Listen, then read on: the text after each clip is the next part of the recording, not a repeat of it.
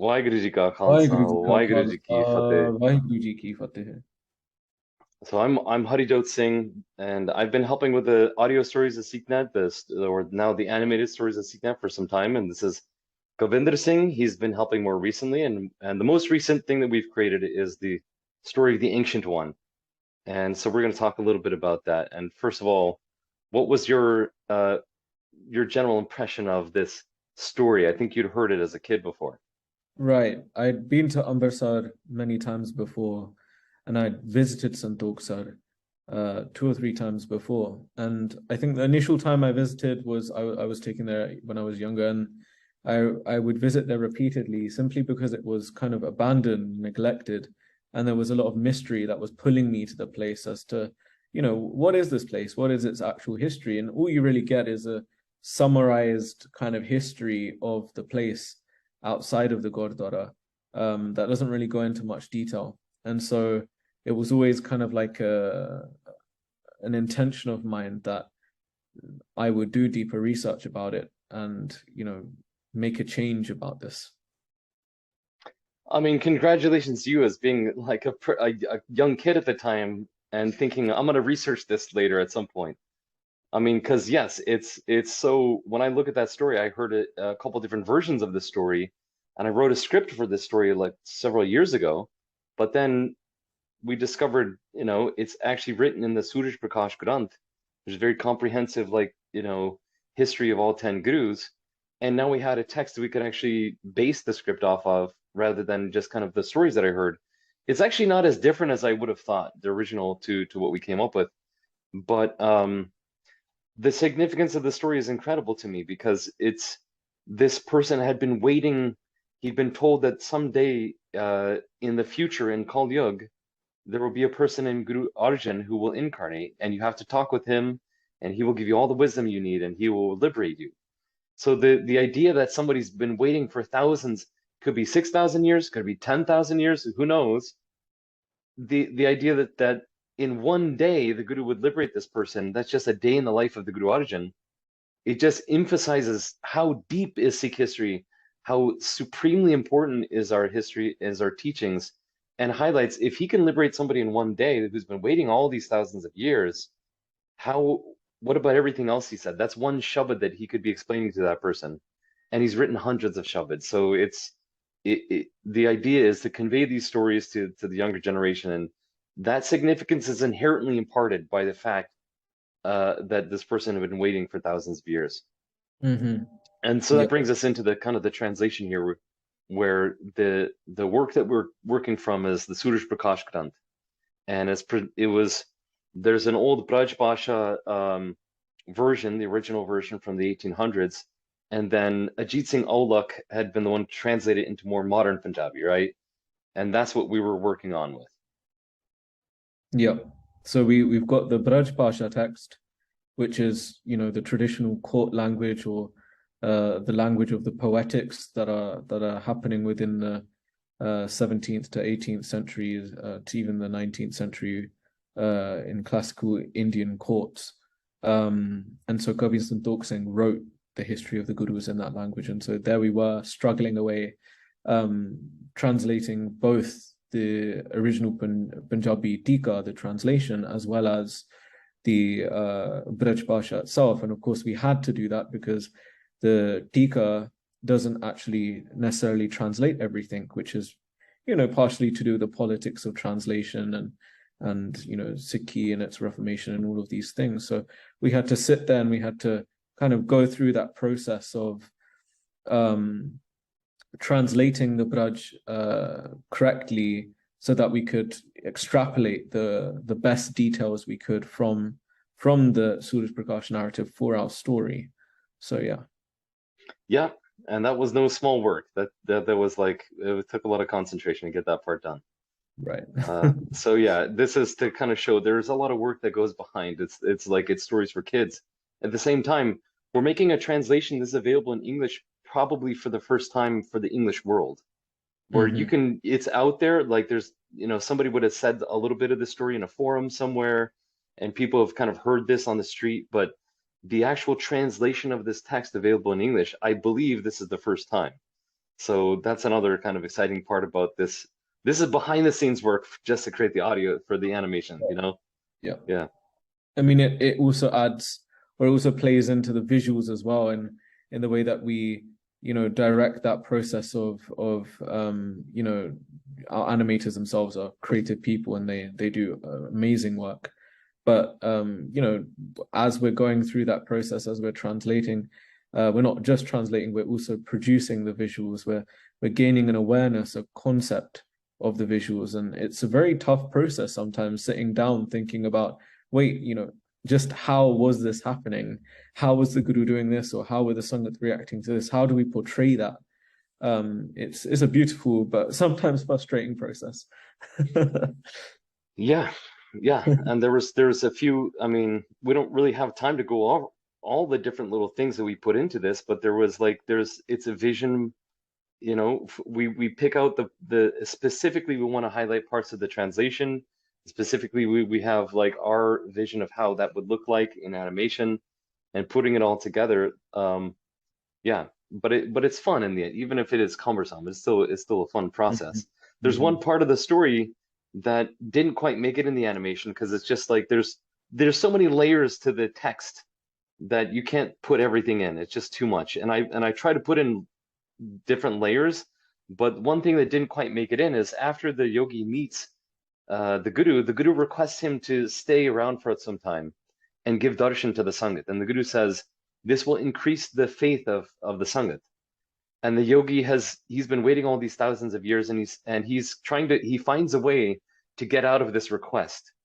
And so it's very interesting because the Guru requests him to stay, and the Guru still gets kind of what he wants anyways, because the Guru wants people to have Sangat to have his darshan. So instead of just kind of liberating him in the moment, Guru sends Baba Buddha Ji to meditate with him and show him the path of liberation through meditation. And because this took a little bit of time for them to do that meditation and go into samadhi together, the Sangha crowded around and everybody did have his darshan anyways. So it was kind of it was a cool interaction to see that the yogi, in a way, turned down the Guru's request, but the Guru still got what he wanted anyways. And the Guru fulfilled his desire because he said, Baba Buddha, just go and fulfill him anyways. Right. So that was a cool little side thing that it says something about the dynamic. And it's very poetic. It reminds me of the Shabad Mil Sant Jana Vadapagi Payo, right? There's so much caked into what this story is, because there the yogi is sitting there for however many thousands of years he's sitting there, waiting for the darshan of the Guru so that he can receive liberation.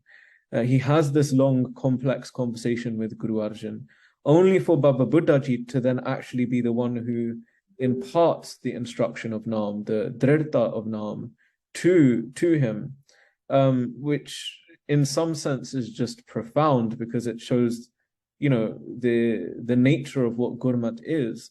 The Guru himself is a Gurmukh, just like Baba Buddha Ji. And it's something that we forget, but Bhai Gurdas reminds us of that highest enlightened state is the state of the Gurmukh, the one who has realized the Naam, the one who's providing us with Naam, which in itself parallels with how the Gurdev of the Panch Pyare today, when we receive the initiation of Khande Ki Paul, is the one who's responsible to giving us the Drirta of Naam and the Mool Mantar, the Gur Mantar, and directing us through that same process. It's a congregational affair, the Sangata involved. There's so many parallels there that's what makes this such a beautiful thing to focus on. There's another line from Gurmukhi it reminded me of, from the Guru Granth Sahib it reminds me of, and I looked it up, and it's Guru Sikh Guru hai, eko Guru Upadesh chalaye, which means that the Sikh is the Guru is the Sikh, and together they do the same work of forwarding the Guru's teachings. So you see exactly Gurbani in this story, that the Sikh of the Gurus in this case is Baba Buddha, and he is in this, for all intents and purposes, he is the Guru. He's imparting the Guru's teachings, and he's doing it by the direct permission of the Guru himself. But it emphasizes that point. And what's interesting about it as well is he's probably the only one in the court at the time for whatever reason, but he is the contemporary of Guru Nanak, that he himself received Naam from Guru Nanak. Which again, there's the layers of symbology, the layers of beauty there, and it also shows our responsibility as Gurmukhs when individuals come to us and they ask for directive and direction, that because we, the Khalsa, the living Guru in this age, the living manifestation of the Guru's physical body, something that we've covered in our stories before. The Guru Granth Sahib is the 12th manifestation, but the Khalsa is the 11th manifestation of the Guru. Sarblo Granth provides detail for that. But we're that physical manifestation of the Guru. We're there to provide the vehicle of the teaching. Guru's court. We're here to create the Guru's court. We're the courtiers, and our job is to create the court. As Guru Singh says, Khalsa Mera Satguru Pura, right? So, there we go. Yeah. So yes, on one hand, this is a story for kids, and it'll be an animation, and a lot of these kids, they like to rewatch these things, and kind of some of these layers of significance, they're just kind of imparted in them. And this is kind of what creates, in my mind, it creates a culture, it creates a Guru culture, where there is wisdom imparted into people in their youth. And this is something that I really feel strongly about, that we don't have to see them as just like they don't understand anything, so we just tell them just whatever. You talk to them like they're adults, but you talk to them the way they can understand. It doesn't mean you can't give deep messages. And this also is a story for adults, obviously, as well, even if it's geared for kids. So, anyways, that's what I like to do with all the stories, is make them compatible for both generations. And it's a happy seva to do.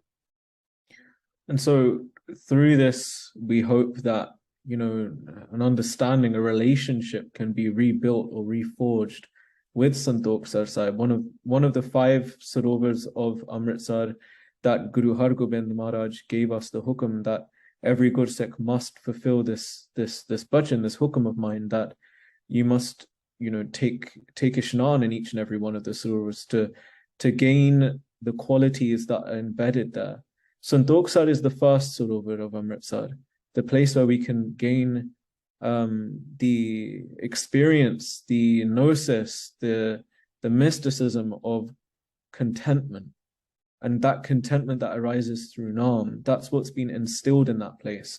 The conversations that arose from Guru Arjan to the yogi and from Baba Buddhaji to the yogi are embedded in the vibration of that Amrit, of that Sarovar that exists there. When we bathe there, that is imbibed in within us. So, I just realized I lived in Amritsar for so many years, and though I did have Ishnan at Santokh Sahib one time, and Amritsar many, many times, I didn't know this, that we should all do all 5. Yeah. And there's 3 other sarovars that I haven't gone to yet, and I have to go. In my previous, I just came back from India a couple of months back, and I accidentally ended up doing all 5. Which was, by sheer coincidence, because Guru's blessing, then. It is. Santokh Sahib and Amritsar are obviously separate from each other, but Babek Sahib and Gold Sahib and Amritsar are next to each other. Santokh Sahib is further away, and then the other 2, or other 3. Babek Sahib and Ramsar. You have the other 2. Yeah, the other 2. There's another one in between as well, which is like a sub-sarovar, but the other 2 are right next to each other. So it was a win for win kind of thing. No, the reason why I said 3 actually is because Baba Deep Singh's shrine is there, where his head was actually beheaded. Where he placed his head down is in the Parkarma, but where he actually attained the Shuddhi of his body is at the Gurdwara Baba Deep Singh, and that's near Babek Sahib and Ramsar. Yeah, it's linked to those Gurdwaras. Okay. So I took my brother and my father with me. We put our shoes off at Baba Deep Singh's Gurdwara, but then we were walking to Ramsar and to Babek. So by chance, by Guru's blessing, you completed the 5 sarovars. By Baba Deep Singh's blessing. And this is another way in which this is a message for the adults too. Now we know we all have to do this. Right, 100%, 100%. And so with the animation, we hope that the children enjoying this can forward the culture of learning and growing in Guru Sikhi. History is super important. Stories are very important for our culture. I say when you have stories, and when you have songs, you can have a strong culture. So that's what we're trying to do with these stories. So with that, we hope that it goes over well, and we hope that everybody can watch this and spread it amongst, if you feel it worthy, we present it to you, and please do watch it and spread it amongst your family. Thank you. Waheguru ji ਕਾ ਵਾਹਿਗੁਰੂ ਜੀ ਕਾ ਖਾਲਸਾ, ਵਾਹਿਗੁਰੂ ਜੀ ਕੀ ਕੀ ਫਤਿਹ। ਫਤਿਹ।